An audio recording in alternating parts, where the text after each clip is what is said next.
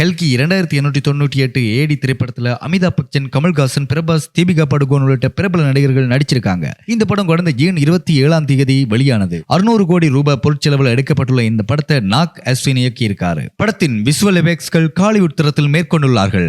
Kamal Haasan supreme யாஸ்கின் என்ற கதாபாத்திரத்தை சிறிது நேரம் வந்தாலும் மக்கள் மனதில் பதிந்திருக்காரு. கல்கி 2ஆம் பாகமும் வர இருக்கிறது. தமிழ், ஆங்கிலம், ஹிந்தி, மலையாளம் உட்பட பல்வேறு மொழிகளில் இத்திரைப்படம் வெளியாயிருக்கு. இந்த நிலையில இப்படத்தை நடிகர் ரஜினிகாந்த் பார்த்துவிட்டு பாராட்டி இருக்காரு. இது குறித்து அவர் தனது எக்ஸ் பக்கத்துல கல்கியை பார்த்த இன்னொரு படம் இயக்குனர் நாக் அஸ்வின் இந்திய சினிமாவை வேற லெவலுக்கு கொண்டு சென்று விட்டார். நாக் அஸ்வின், அமிதாப் பச்சன், பிரபாஸ், கமல்ஹாசன், தீபிகா படுகோன் மற்றும் படக்குழுவுக்கு என் இதயபூர்வமான வாழ்த்துக்கள். 2ஆம் பகுதிக்காக காத்திருக்கிறேன். இவ்வாறு பதிவிட்டிருக்காரு நம்ம சூப்பர் ஸ்டார். 2 நாட்களில் 298.5 கோடி ரூபாய் வசூலிச்சிருக்கு இந்த கல்கி திரைப்படம். அதில் இந்தியாவில் மட்டும் 95 கோடி ரூபாய் வசூல் செஞ்சிருக்கு என்றது ஒரு பெரிய விஷயம் தான். இதே போல இன்னும் போல காணொலிகளை பார்க்கணும்னா நம்ம பசங்க சேனலை சப்ஸ்கிரைப் பண்ணுங்க, கூட அந்த பெல் பட்டனை கிளிக் பண்ணுங்க.